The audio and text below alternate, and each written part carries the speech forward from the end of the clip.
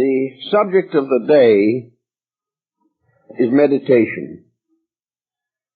But first of all, I'd like to point out that this is not intended as a criticism or as an expose or to depreciate in any way the importance of metaphysical, mystical disciplines. It is, however, more or less obvious every day that some of these processes and practices are being abused, others are completely misunderstood, and a number of very sincere and honorable persons have gotten themselves into profound emotional and mental disturbances as a result of trying to practice these disciplines. It therefore seems important to try to help to clarify this particular subject for the benefit of Western people. In the first place, Western man is not by nature a meditating being.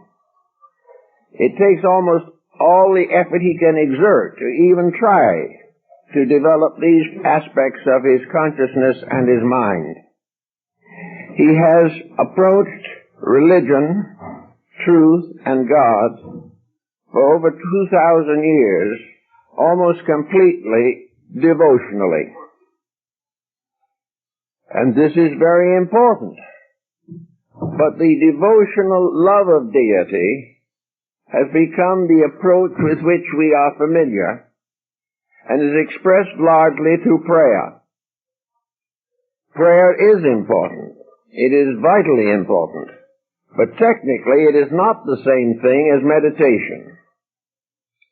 Prayer is an approach on a purely devotional basis. And here again Western people have difficulties.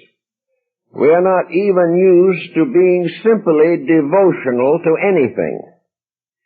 Well, perhaps we have a certain extreme fondness for ourselves, but it doesn't really reach the standard of true devotion.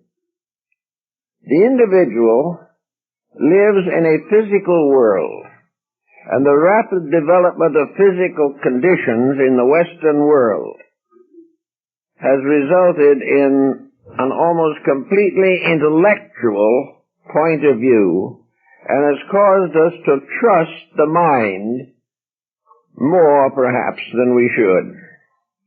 Now, the mind is a very useful instrument, but the idea that we are born and endowed with a superlative intellect for no reason and that it will serve us well without any effort on our own part is simply not true. The mind itself, as the Oriental says, can be the slayer of the real. And the intellect has produced most of the miseries that have afflicted the whole world, and especially the Western Hemisphere, for the last 2,000 years. The actual problem of the intellect has to be carefully considered.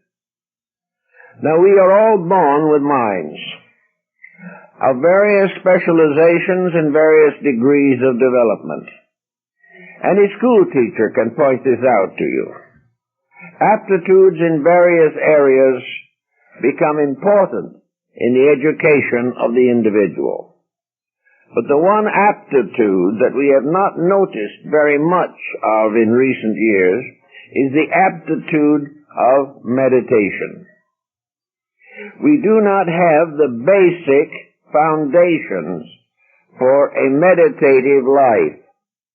In fact, we will be a little afraid to attempt it because it could so easily end in physical hazards and detriments. So in the working with the individual, and the person working with himself has to realize that his mind is a specialized instrument. It is peculiarly his own. It has limitations which he has to discover. It can, to certain degrees, be improved, changed, and modified. The memory can help us to maintain the knowledge of an art or a science, but every mind has its own boundaries. And where we attempt to break through these boundaries, we always find difficulties. For example, we can take specialized talents. An individual who is tone deaf will never do well trying to learn a musical instrument which must be tuned by himself. An individual who has actually little or no sense of composition is not going to be a good artist, no matter how hard he tries. Each individual uses the faculties that he possesses, and these faculties instinctively impel him in one direction or another. He finds perhaps that instead of being an artist or a musician, that he is a writer, or that he can be a scientist. It depends not only upon his choice, but gradually upon the ability of his faculties to support his decision. If the mind does not want that specialty, it's going to be very hard to be successful in attaining advancement in that field of learning. Now, also very often a case to realize that people on various levels of thinking have bodies, minds, and emotions brought together in a happy pattern. There are persons who will live their entire lives in a kind of natural affection. They will love their friends, their children, they will enjoy pets, they will work for a harmonious home, and over every other consideration is this desire for a gentle, constructive, happy relationship with life. Others are dominated by ambitions, and the pressure of the mind leads them sometimes into tragedy. Everywhere we turn, we find that the mind of the person fits with the body that he inhabits. His mind sort of goes with his total personality and is the basis of it. His mind tells him about what he ought to be doing, how he should think, what he can accomplish, and how he can enrich his life. Now, there are differences in persons, but these differences are not necessarily advancements or deficiencies. The individual who loves flowers and wishes to be a botanist is doing just as well as someone else who wishes to go into astronomy or mathematics. The natural aptitudes of the person must be considered. If he goes against them, his health suffers. His career is apt to be frustrated. And if the frustration is sufficient, he may become neurotic or even psychotic because he is a square peg in a round hole. He doesn't fit into the life he has assumed, therefore it brings him no true satisfaction and no happiness. This is because the mind will not support it. It does not fit into the career the person has selected. Now, because the mind has this power, the problem of educating it requires a very wise advance in technologies. We can use the mind to educate us and ourselves and each other, but to find the proper internal chemistry so that the mind becomes the natural, happy, healthy leader of the life and guardian of the health and protector of happiness. These achievements require considerable consideration. Now, we have another point here that is very important, and that is the grand scheme of the life way with which we are involved. At this particular time in the life of Western peoples, everything is extremely stressful. Competition is intensive. And the individual uses the mental faculties improperly. He uses them improperly because he feels that he must. That there is no way of achieving the success or security that he wants without using his mind to advance his fortunes. Therefore, first thing we know, he begins to cause the mind to become ill. The mind is uncomfortable and unhappy. It cannot properly guard the body over which it has a certain rulership. It cannot make the life full of achievements that are natural to the heart's desire. And the mind gradually becomes a hazard. It breaks homes. It destroys optimism and integrities, leads to corruption and crime, and ultimately can destroy a nation or an individual. With this type of thing, it becomes obvious that certain special methods have to be used if we want to have the spiritual benefits of right thinking. We have tied meditation very closely with religion, sometimes with mystical philosophy, but it mostly has to do with something about the inner life, and exactly the definition of it, in fact, is very difficult. We are not at all able to define it because in each person its function is different. There are variations. It's no more possible to impose one formula of mental growth upon an individual than it is to give every person who lives the same antibiotic pills. Each individual must explore himself. So I think perhaps we begin the processes of meditation not by a discipline but by a survey.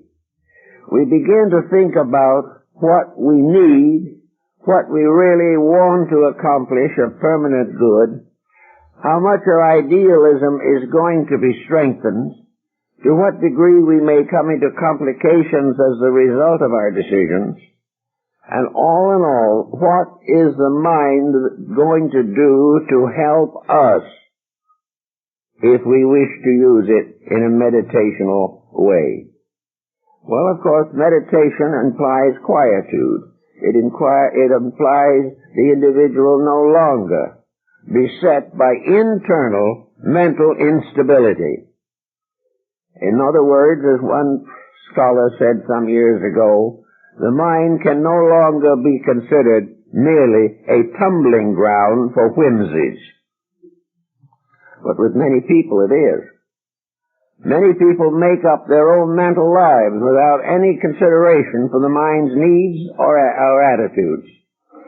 Some allow it to become the basis of a frivolous relationship with life. It becomes a doctrine or a teacher in fallacies, in abuses, misuses, and irresponsibilities. But most of all, the mind, left to itself, will behave itself reasonably well if the life in general is governed by common sense. The mind will cooperate with the normal attitudes of the person. It can do this quietly, peacefully, and cooperatively. But when the attitudes of the person become confused, then the mind is at a disadvantage. Therefore, the normal function of the mind of the human being demands a normal life in which the human being uses his faculties, powers, and abilities as nature intended him to, and not as programs for success and affluence have impelled him to attempt. If the person is normal, the mind will be pretty reasonable. It will take care of itself and it will help the individual to live. The mind in the normal person is a happy mind. It is a constructive factor. It is at peace with itself.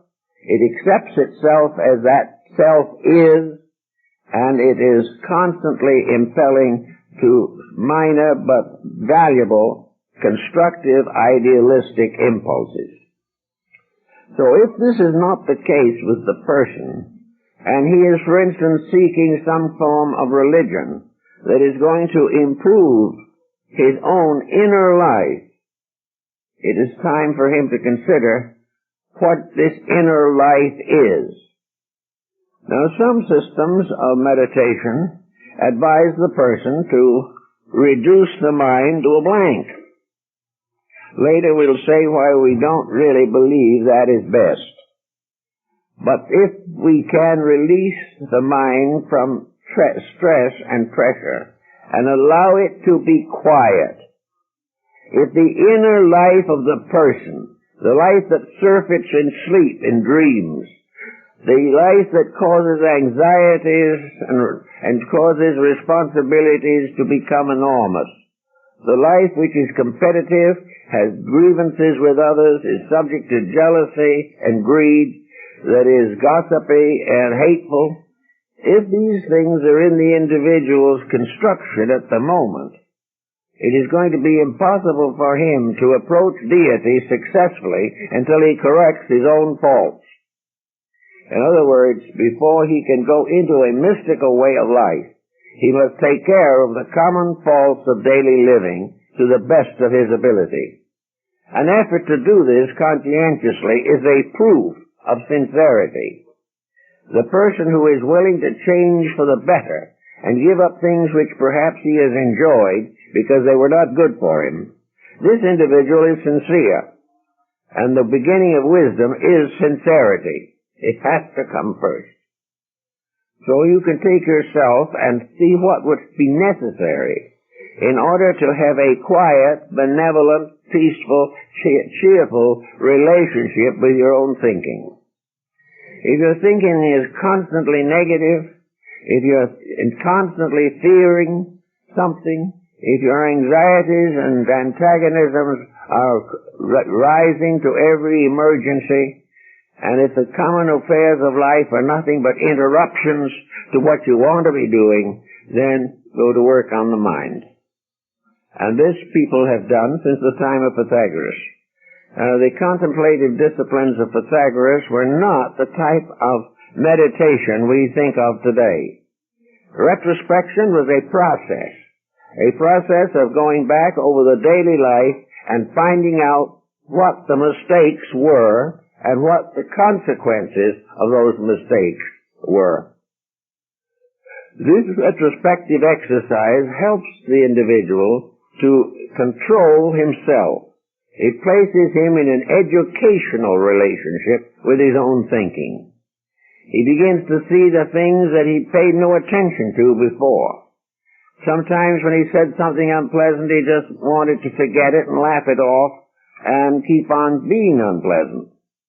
But retrospection will gradually show him that this will cost him his friends, his job, his family, and his own self-respect if he does not correct it. So retrospection was putting the life in order, restoring the validity of natural law over human conduct. Retrospection brought the individual to know what the universe intended him to be. It doesn't necessarily make him that immediately, but it discovers for him what his own potential actually can be. The contemplative exercises of the Pythagoreans were of a different note. Contemplation was a form of concentration. Contemplation was a search for meaning in things. Contemplation might cause the thoughtful person to sit quietly in his garden and allow the flowers to speak to him, at least in a symbolic way. Contemplation was the looking out for value.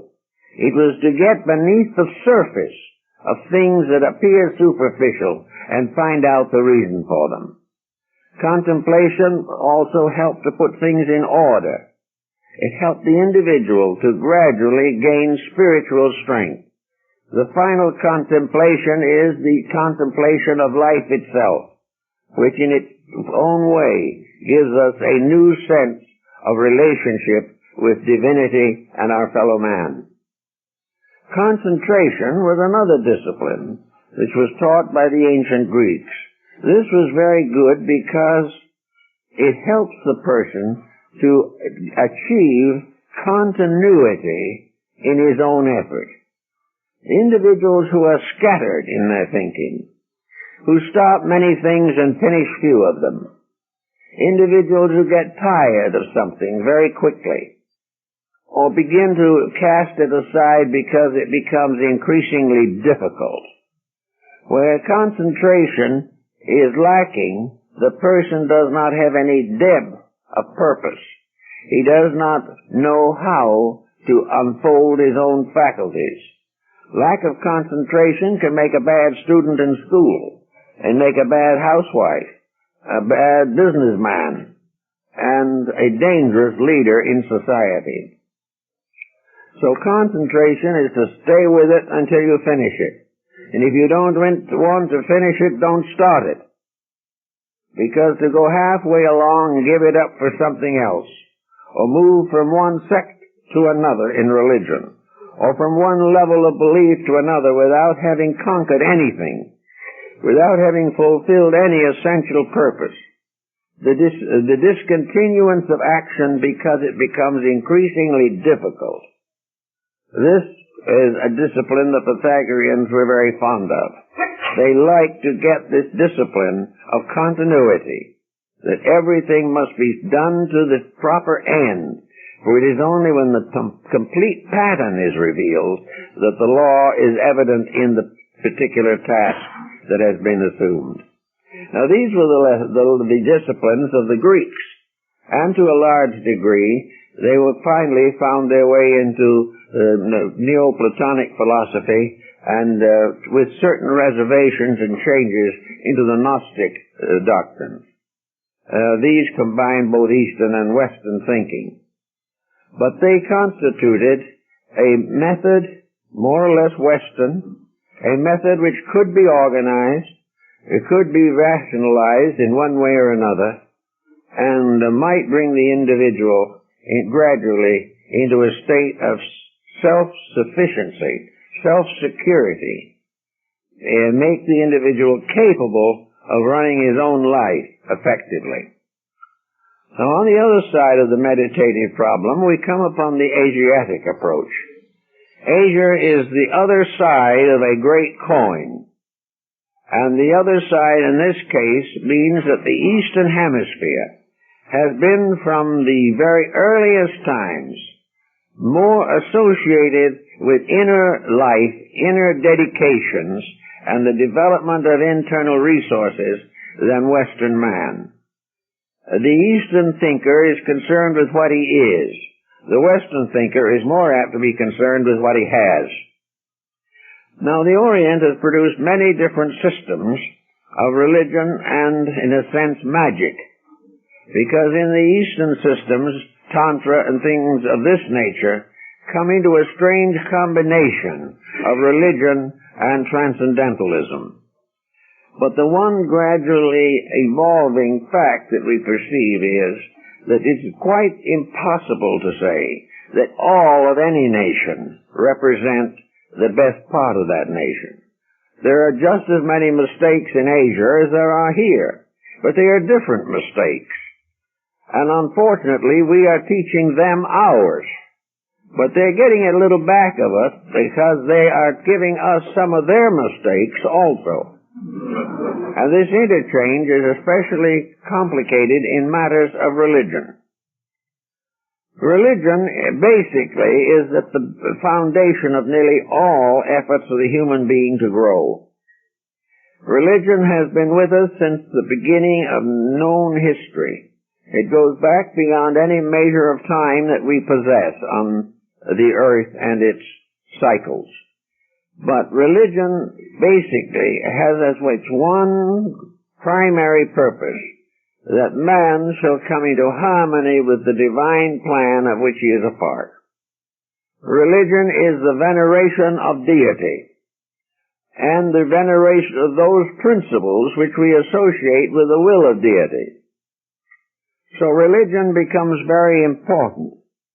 But to the measure that the individual develops external interest, to the same degree he is inclined to weaken his religious principles.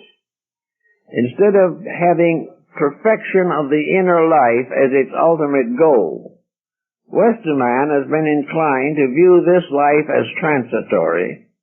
Many of the most successful from the standpoint of economic progress do not even believe in a deity or the immortality of the human soul. It is all tied to a fulfillment of ambition and appetite right here in this life.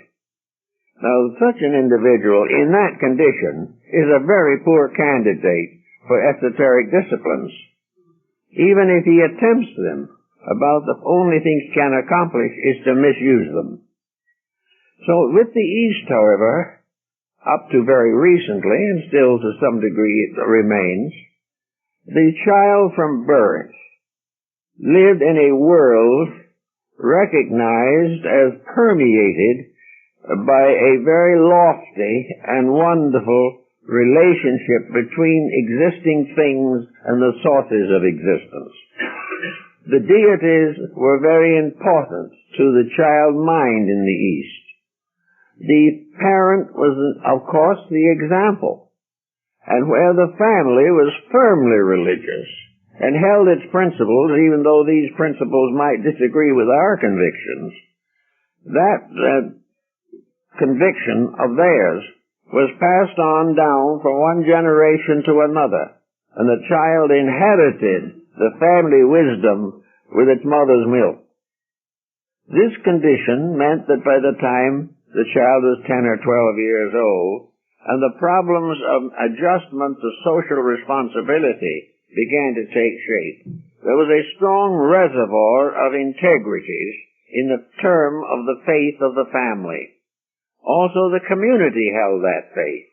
Religion was important in the life of the people, and those of simple station, who had no great ambitions, but expected to remain farmers or artisans for the rest of their lives and for many generations, this simple religious conviction pattern provided an all-sufficient guide to protect the individual from his own shortcomings and preserve him in the faith in which he was born.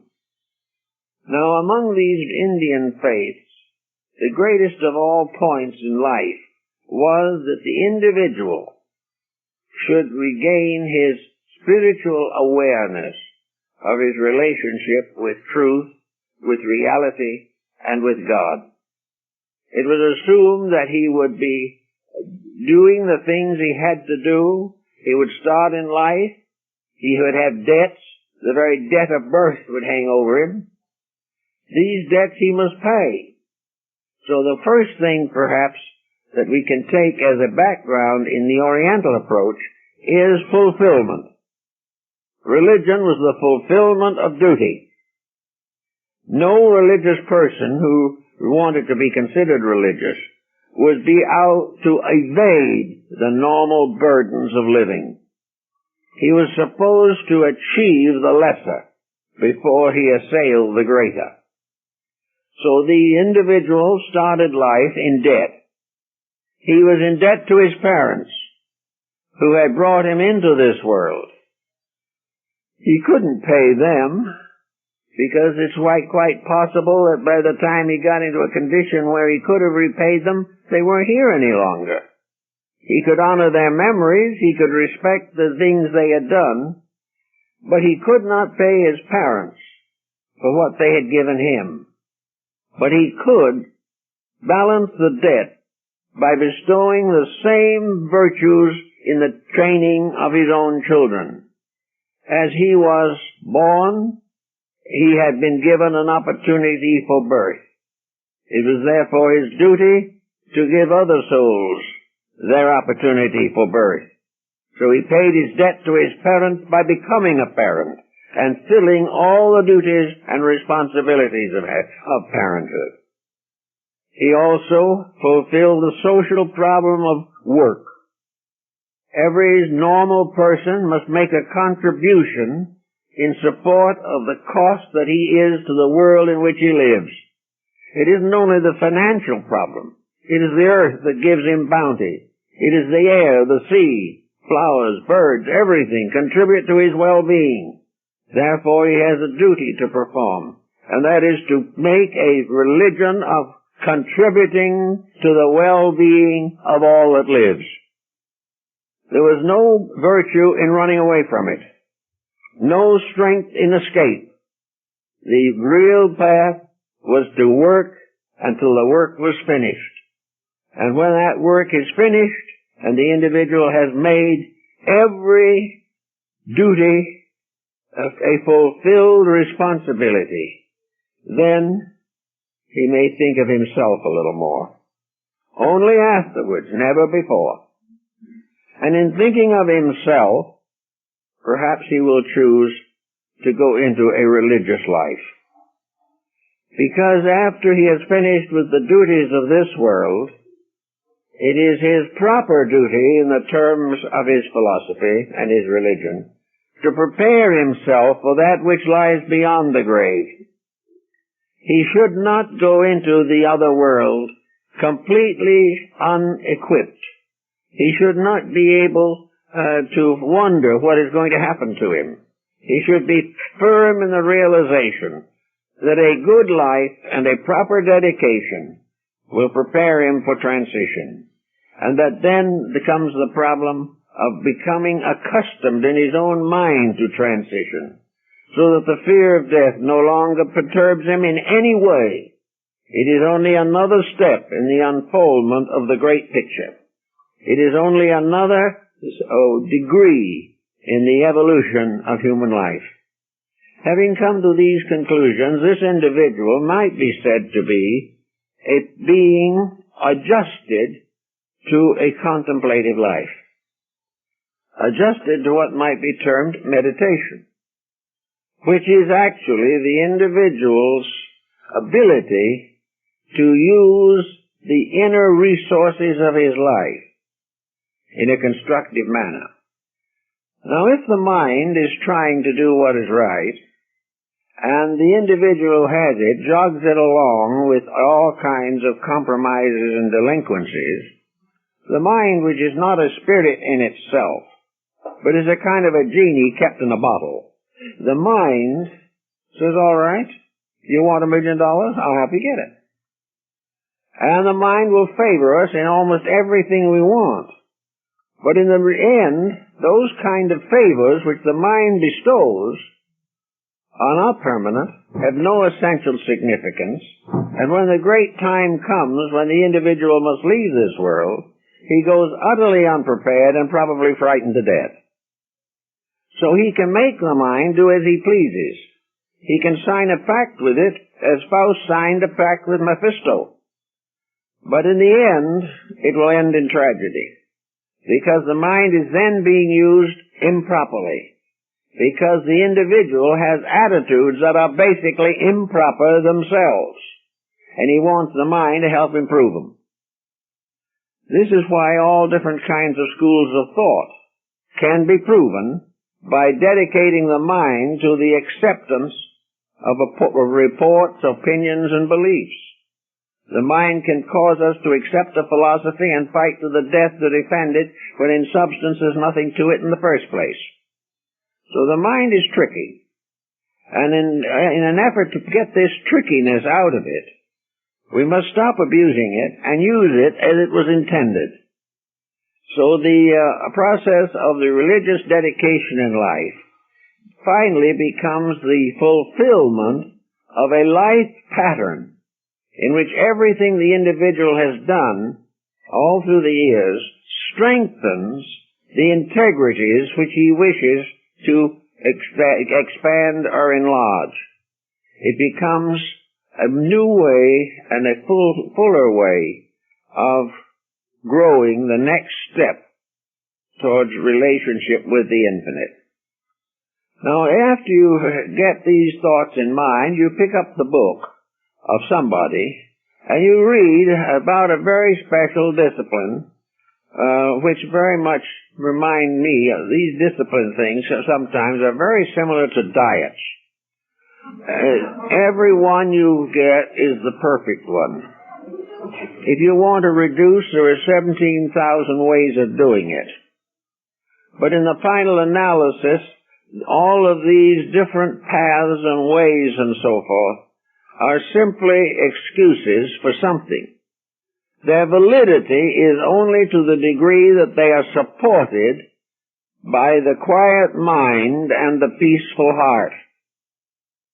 There can be no value in any exercise of a religious nature which does not conform with the daily dedications of the person. The integrities must come first. The individual is not going to become spiritual through the disciplines, but his spirituality can make the disciplines possible. It is a different approach from what we are accustomed to. So when you think you've found a nice new way to get better and better, quicker and quicker, it is a good plan to sit down for a moment and say, do I deserve it? Am I trying to do this in order to advance my real life, or am I trying to evade some present responsibility that I don't enjoy? Anyone who is neurotic and takes on disciplines is going to get in trouble. Trouble comes where they are used as substitutes for integrities, where the individual really believes that by keeping quiet for half an hour all the sins of his life will be forgiven, has missed the point. Because all the virtues of his life are the only things that make that half hour important. And longer periods of meditation are for the most part escape mechanisms. They are the individual trying more and more to escape from the consequences of his own thoughts, emotions, and conduct. He is trying to get away from the self that is himself and change it for a divine self which he hopes lurks somewhere in the background. But if he does not make the adjustments first, the whole program is frustrated. Meditation, like prayer, is an expression of a devout and dedicated heart. Without that first, there will be no consequences worthwhile. Yet the mind can convince us of anything. The mind can convince us that these things are important just as much as it can convince us that we should all learn French. These things are part of mental attitudes, the result of our own thinking patterns. So we can support a meditative discipline, but with the mind, and yet at the same time never have the facts of the matter. We can follow the exercises prescribed by some writer or in some book, but these exercises do not touch the realities. They do not get beyond the mental lock with which we have bound ourselves to a way of life that is not constructive or useful or valuable to us. All these outer things only become offerings brought to the altar of our deity. We bring the flowers of our noble works. We bring the fruit of our dedications. We bring the prayers of our lips and the meditations of our hearts. But they are only gifts that we bring. We have to earn them ourselves. We have to do the things in the way that they should be done. Now, the whole theory of meditation is essentially the realization that if we become normal enough inside ourselves, if we dispose of everything that is artificial, that which remains is reality. Now, the idea of making the mind a blank is not what we are supposed to be doing. The moment we do this, we open ourselves to psychic phenomena, which can become a very blind alley. And it can cause all kinds of self-delusions. And a great many persons suffer bitterly from the fact that they overestimate their own degree of spirituality. They think they are doing it right. They believe that they are serving truth. They are convinced that the system that they're following is God-ordained. But in the long run, they end in a neurotic tangle, very often incurable. So it is very much more to the point to recognize that we are not trying to make the mind a blank. What we are trying to do is to bring the mind to the point where it has already disposed of its own mistakes very largely. The mind used in connection with meditation can hallucinate tremendously if it hasn't been cleansed first. It can dramatize things we have read, things people have told us. ancient symbols until there is no end to what it will do in flooding us with various misrepresentative elements. But when the mind is right, it does not do this. It remains quiet and at peace and allows something else to gradually take over. Behind the mind, as we know it in our daily thinking, we have the higher structure of the human being. The principles, the divine part of nature, the mind's higher aspects, the soul, the spirit, and its relation to the cosmos. All these things lie above the level of the mind.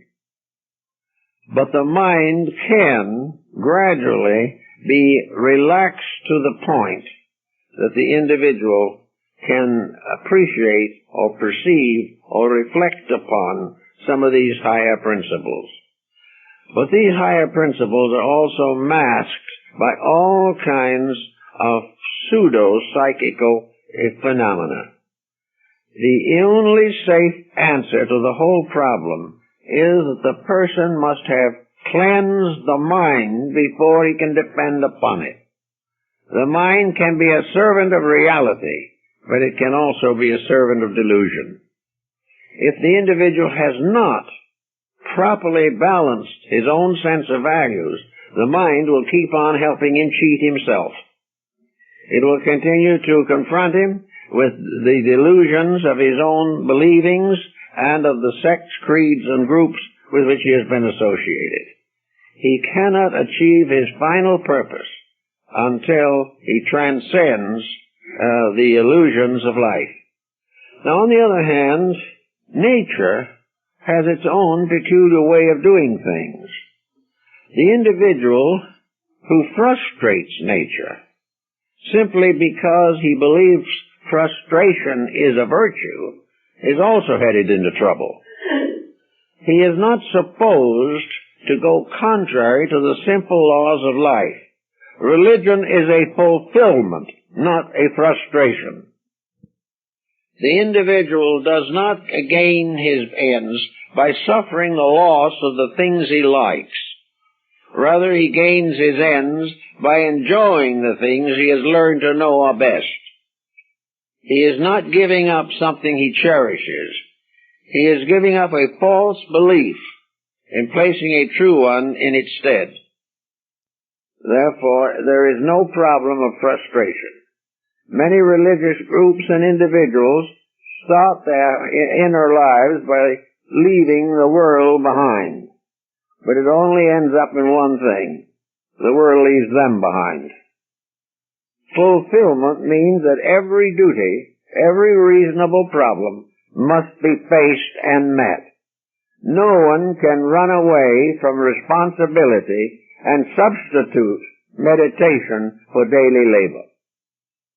It must be a problem of proper fulfillment of each step of the way.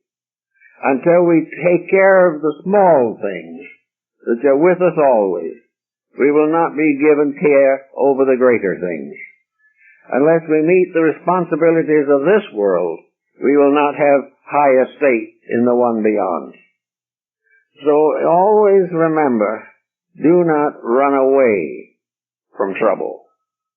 Do not attempt to get away from this awful, terrible, pernicious environment in which we are all involved, and for which, to a degree, we are all responsible. Therefore, to get peace by simply escaping physical problems is a complete delusion. Peace is not settled or centered in physical things. Peace is inside yourself. And until you find it there, you can never get rid of discord. There's only one way. It's all right if the individual wishes on occasion to do a retreat for spiritual nutrition, to get away from a complication for a week or 2 weeks or something of that nature, but not as a major change in life. There are things you can do, however. You may find it possible to find another busy group of people who are doing the things that we all should do, and you can join with them in doing these things. But to try to get away from trouble simply by walking out on it is a common mistake that we should all avoid in every way possible. And also, when you get to work along with this type of thing, we try to find out a little more about the attitude of the mind in problems of meditation. How are we going to approach it? I suppose the simplest approach to it is the gradual refinement of the principle of prayer. Prayer, however, is a constant demand. Prayer is the individual requiring something.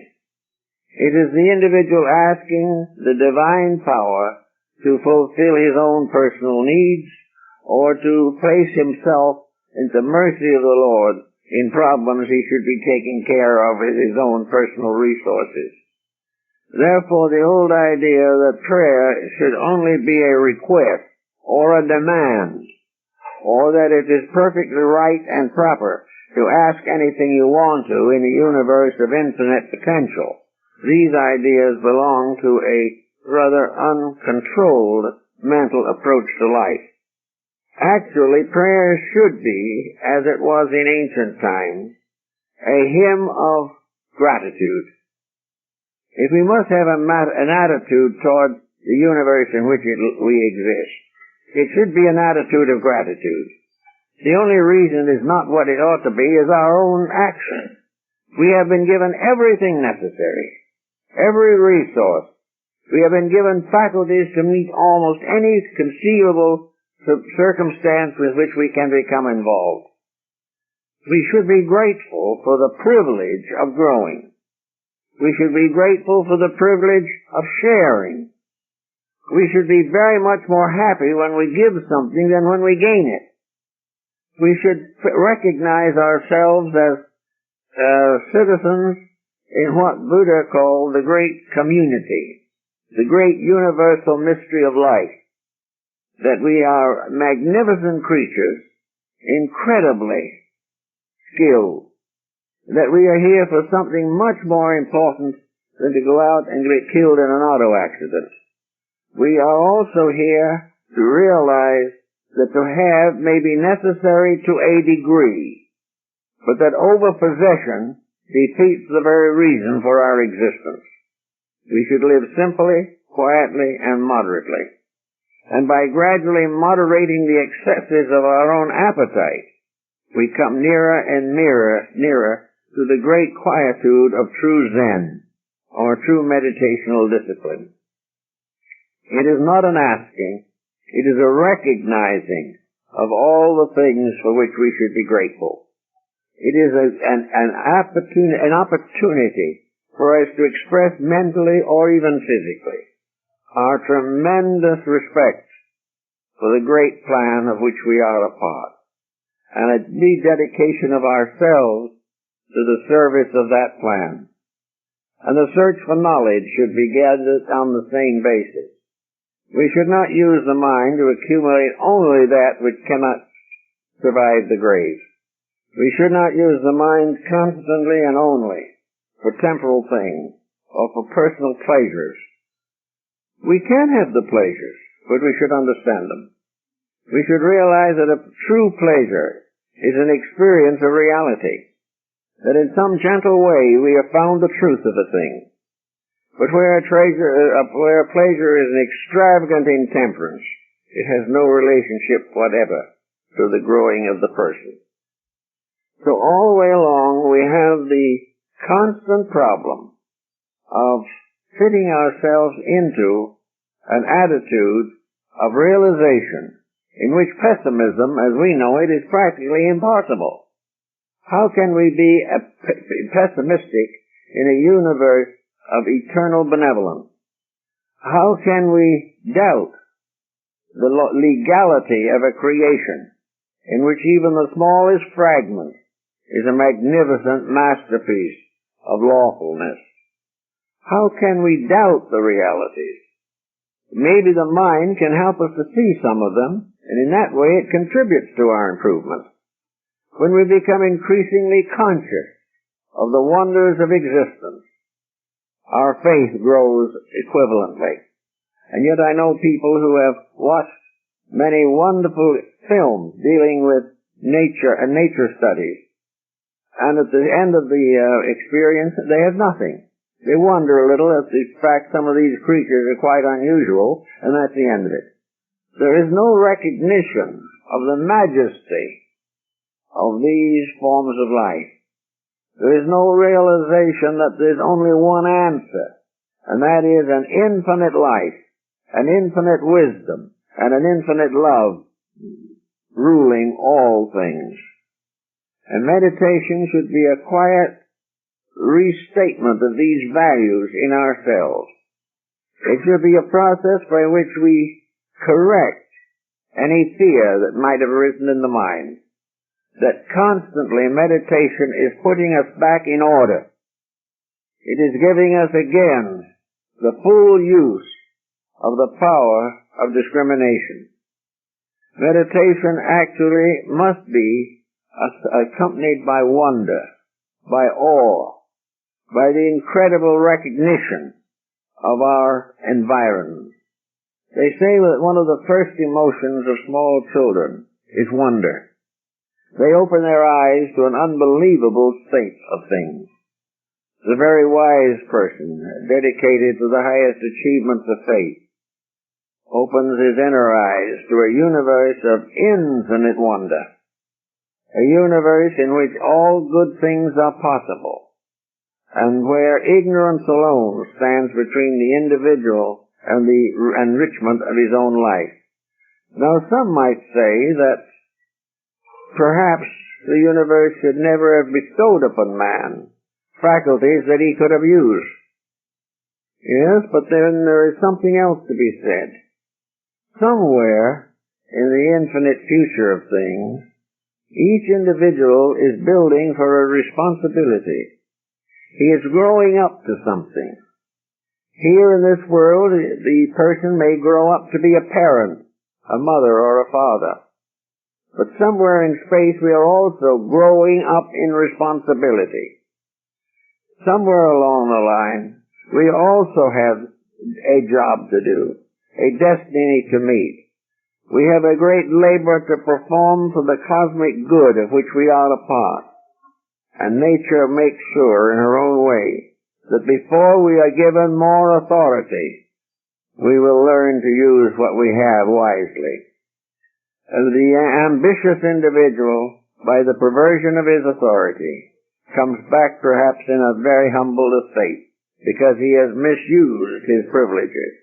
The individual, before he can be trusted to go on to something better, must prove conclusively that he has the courage, the discrimination, and the dedication to live every day according to the light of truth.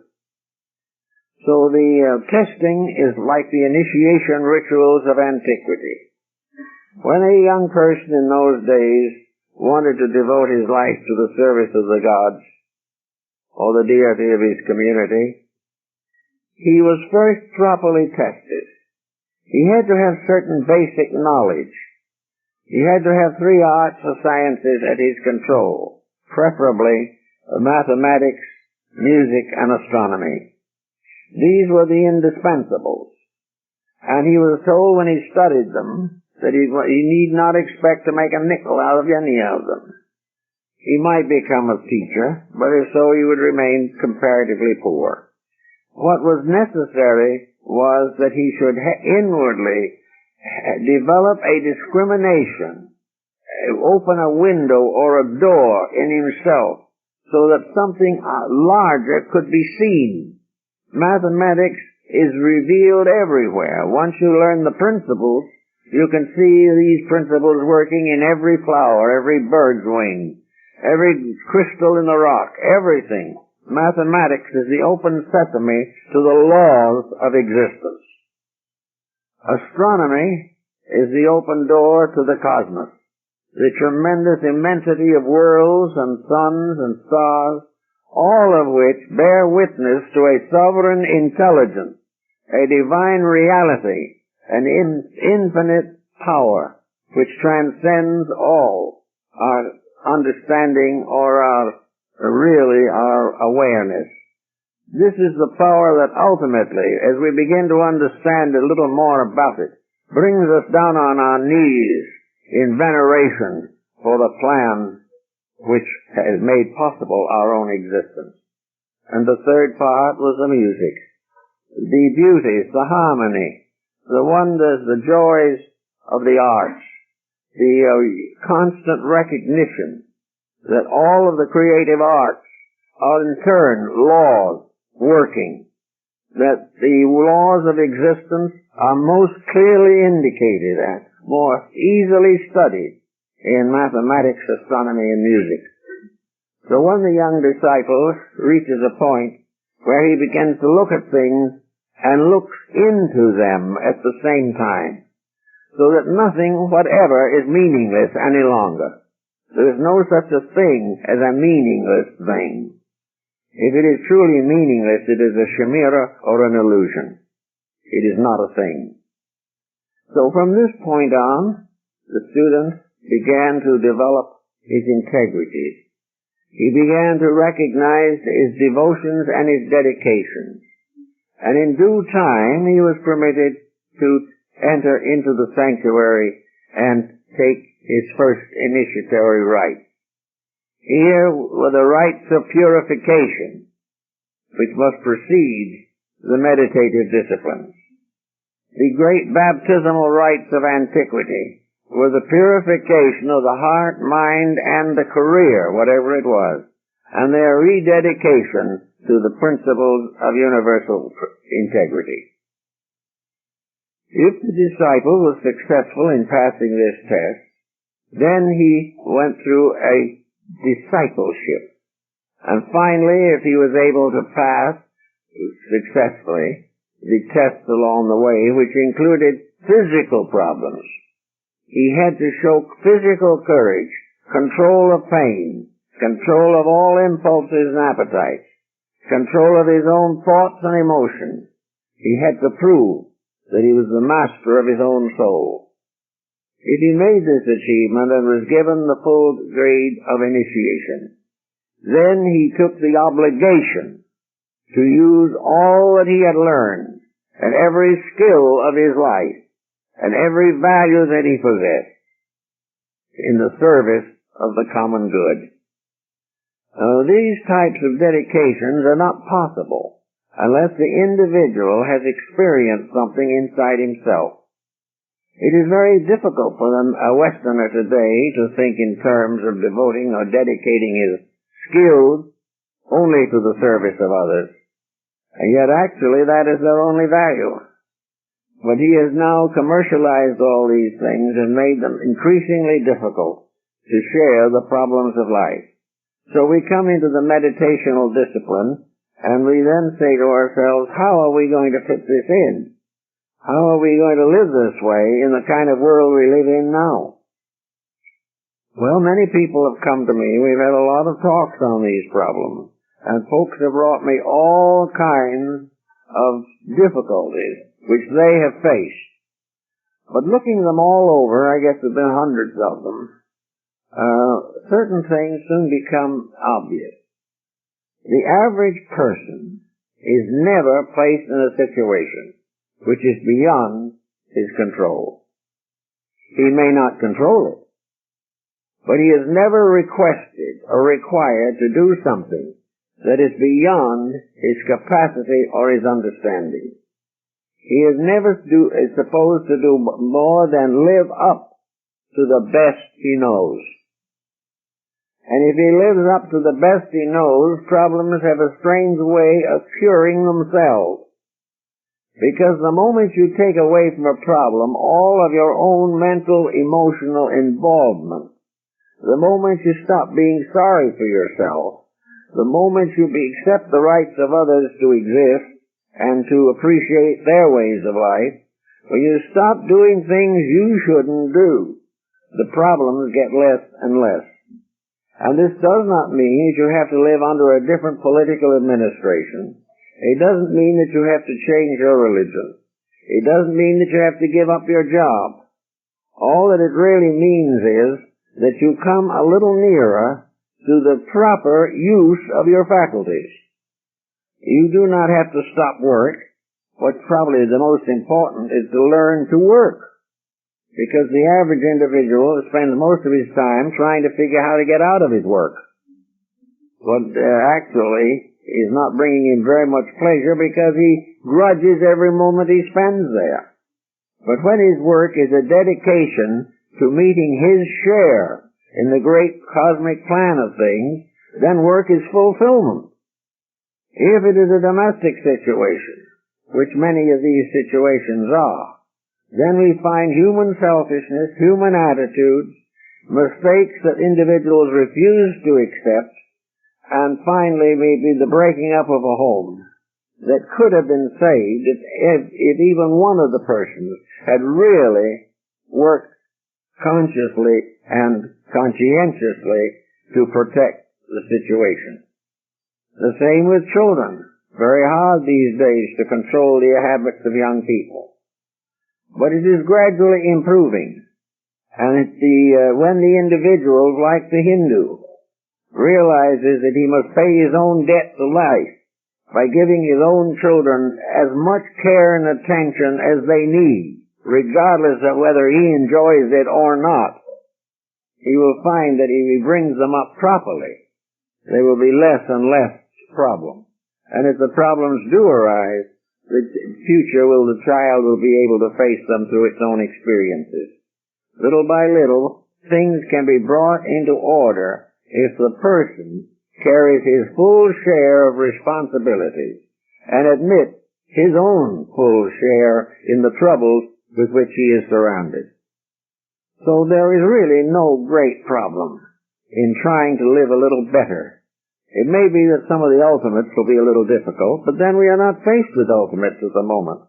Each person who makes one straight step forward in the course of his lifetime has fulfilled the purpose of his existence. The main thing is that he shall leave here a little bit better than he was when he got here. He must be enough better to have values, understanding, insights, and realizations that are more than he brought with him. He is not expected to be perfect, but he is expected gradually to recognize the importance of the inner life over the outer situations. Now, if he is doing what he should be doing, presumably, he will find also that when he settles down somewhere for a little quiet heart-to-heart talk with himself, that he finds he is pretty good company. He will find that he is someone who is easy to get along with, who does have dreams and hopes and aspirations. And he also begins to think in terms of the beauties of life, the beauties of existence, and his own share in them. Things are no longer unimportant because they are small, nor are they important because they have heavy debt attached to them. The individual gradually gets to the point where, when he kind of quiets himself down, things begin to look beautiful to him. He finds the inside of life very peaceful, because the only reason it isn't peaceful is the outside of his own life. And when he begins to work toward that, he gradually achieves what you might term an almost permanent meditational state. Swami Vivekananda observed on one occasion, namely that the esoteric moods, the disciplines, the meditations, are essentially the continuing realization of the divine plan. Once the person is able to think in these terms, and little problems rise that hurt him, he finds solutions to them. He carries no bitterness. He is not disillusioned, because to be disillusioned means to give up an illusion, not a reality. He is no longer constantly nagged by ambitions that are unfulfilled or responsibilities that have been avoided. He hasn't left anything unfulfilled, and he hasn't avoided anything. And as a result of that, As the Chinese said, in ancient times, men slept without dreams. Dreams are, to the most part, anxieties which we face. Anxieties due to the things we didn't do that we should have done, or that we did do that we shouldn't have done. And as soon as this situation begins to clarify a little bit and relax itself, the individual finds that he can sleep the sleep of the just, and that all will go well. And that in the daylight and daytime, the peace of sleep will continue with him. He will be sleep awake. His life awake will be also gentle and peaceful and productive. There is so much in us that we never do anything with. And meditation is really a process of gradually coming into an intimate, constructive realization of our own natures. Meditation is the individual living continually in the light of inner courage, understanding, and peace. You find people trying to run away from themselves a great deal in our modern world. They want to escape boredom. So the individual does all kinds of things, and some of the things he does are not reprehensible or anything. They're the things that meaning something at the moment. So he just spends one evening a week playing bridge, and spends another day a week watching the football and baseball games, and he does this, he has all his friends in, he has very convivial times, he's always up to something. But with it all, what is he doing? Virtually nothing. He's trying to run away from himself. He's trying not to be bored. Here he has only a few years of life here in which to do all kinds of wonderful things. So he sits around watching lousy programs on television, trying to get rid of the burden of existence. He just wants to get his mind off of himself. And now when you do that, you get your mind onto somebody else's troubles, almost certainly. So what is the answer? That the individual has a life of his own, and that meditation is living continuously in the light of inward realization. It is not a smug, comfortable feeling, but it is a deep realization of value. It is a way of doing it that is better. It is a way of growing that becomes beautiful. And it is a growing that is natural. Just as the flowers of the valley and the garden grow because it is of their nature to grow. Man grows because growth is in him. It is his own nature. It is his own reason and purpose is to grow. No one tells him this. No one forces him to grow. No one tells him he should, really, in most cases. But growth is the fulfillment. It is the being that we are, gradually coming through the shadows of our own mistakes. It is the wonder that was given to us in the beginning, but in the presence of which we can stand in awe. Yet with all its greatness and its awesomeness, it is still a very simple thing, a common, reasonable way of life. So if we can gradually get this type of thinking, we can also avoid most of the pitfalls that we face today when we do not know where to turn to find the answers to the questions that we want answers for. Instead of taking the idea that meditation is just going to get us to heaven in a very short time, or that any one of 100 different schools of it will get us there very promptly if we obey the rules. This is not, we must ask ourselves, what is this all about? Can any system take a person who is selfish and self-centered and irritable? Can any system lift that individual by his own bootstraps? Is it possible for the person to take with him into the celestial regions all the unfinished business he has here? He is here to grow. If he doesn't grow, what are his rewards beyond? Why should he say, I can make all the mistakes I want to here and enjoy blessedness somewhere else by a trick of the mind? He can't. He has to grow. And the mind is one of the wonderful instruments which will help him to grow. But he's going to have to be true to it if he expects it to be true to him. If he wants the mind to do things to help him to grow, he must never set it tasks that are unreal or unreasonable or unworthy of it. It is not, it sounds perhaps a little more difficult than it really is, because actually most people want to be happy. Very few people enjoy pain, whether it's physical, emotional, or mental. Very few people want to be in constant conflict with their world, or their neighbors, or their families. They would rather have a peaceful life. But in order to give up, or rather to gain this peaceful life, they have to give up some pet perversities of their own natures.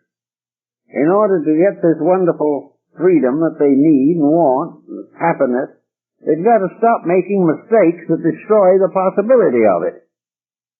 If we realize that, we find our destiny is in our own hands at all times. We can always be what we should be if we will be serious about it. Then, of course, in this type of thing, the seriousness of it gets to be a problem sometimes. People work so desperately hard on trying to be good that sometimes it's almost wish they would be bad instead and everyone would be happier. But actually, there's no need for this tremendous labor. There is no need for the individual to live constantly by frustration to knock out of his life the things he doesn't want to let go of, simply in the term of being spiritual. So let's say, for instance, that to the mystic, the philosopher, the idealist, the religionist, in the truest sense of the word, goodness is finally normal thing. Goodness is the way it ought to be. Goodness is keeping truth and keeping trust and keeping faith with a plan which in all its parts is sublime. And being good means to be essentially God inhabited, God possessed. For good, the word good comes from God. Also it means that in being good, we are simply keeping the rules. And by keeping the rules, we will lengthen life, we will get over the danger of many ailments of the flesh, we will have more friends, better families, better children, and in the long run, we'll look back from the point of years with a great realization of achievement. Then when those years of retirement come, and the individual gives up a busy life, he is already a completely busy being inside of himself. Then he can settle back and contemplate more upon the wonders that have been meaningful to him. He can improve his knowledge and his insight.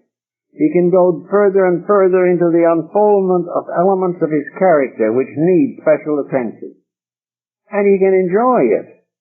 Becoming a better person is a great hobby if you can only get used to it. It does more for us than any way that we can possibly plan a vacation. It is all finally to do the thing that needs doing and be glad when you see the wonderful consequences of doing it well. So we take a meditation is really a continuous obedience to the best of ourselves. It is the constant awareness that we are significant, that we are not so simply born to fail or born to suffer. We are here and are part of a great plan of victory, of success, of inevitable fulfillment. And with that type of thinking, we will naturally begin to change our attitude. I've noticed in working with people who get into serious psychoneurotic situations that nearly all of them have bad backgrounds in relationship to life. One case that I know, a young woman back in the days of our parents who fell in love with a personable young man, And the parents refused to sanction the marriage because she had an older sister. And according to the rules, the older sister had to marry first. Now this was a frustration. The young woman had a broken heart, really. She probably really was sincerely in love. And unfortunately for her, the older sister didn't get married very soon. So the whole situation fell apart.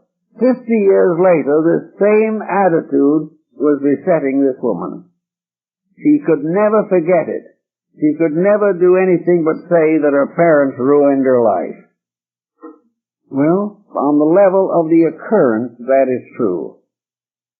But there must be some way within ourselves to compensate for these hurts if we really want to. She could outgrow it and could probably have found someone and had a very good life had she not settled down to being sorry for herself for half a century. This doesn't help. Nature doesn't expect us to do that. But as a result of this continued situation, her whole life was miserable. She was never able to be glad that maybe that her sister did get married first. I don't know all the details. But anyway, she could rise above it if she had wanted to. Now you can see that a girl of that age might not be able to rise above a serious hurt.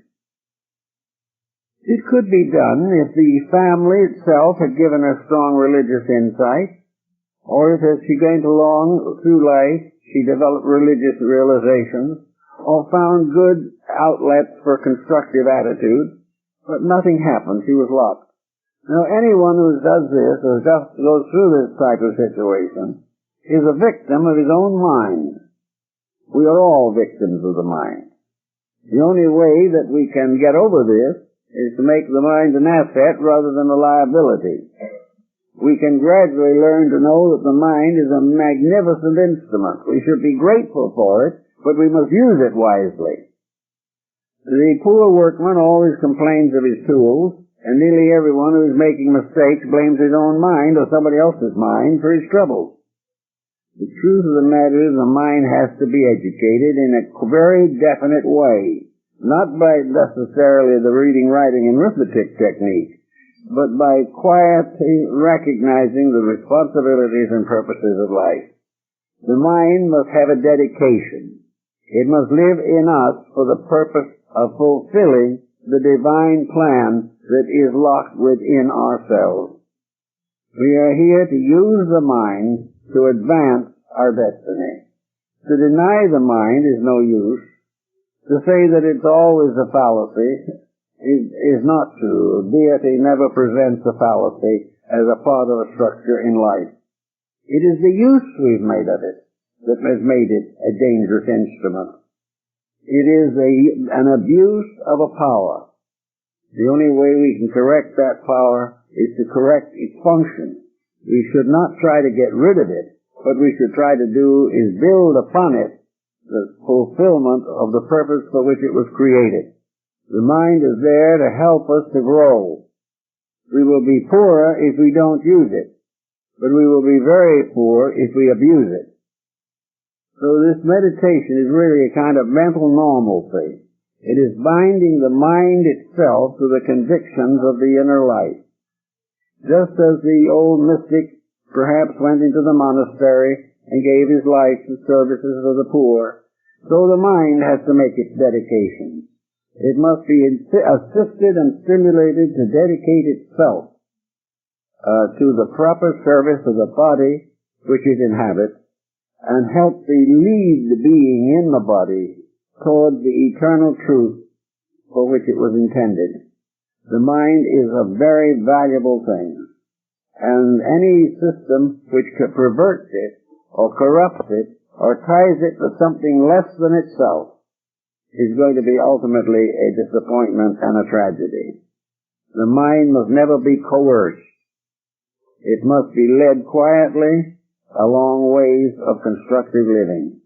Common sense is the beginning of this learning, and by daily and in normal patterns, being just a little more thoughtful every day, a little more conscientious, and a little more dedicated, we will find the mind in the long run will bring us home in glory, and we'll be very happy about the whole thing. In the meantime, I think we'd better close for the morning. Thank you very much.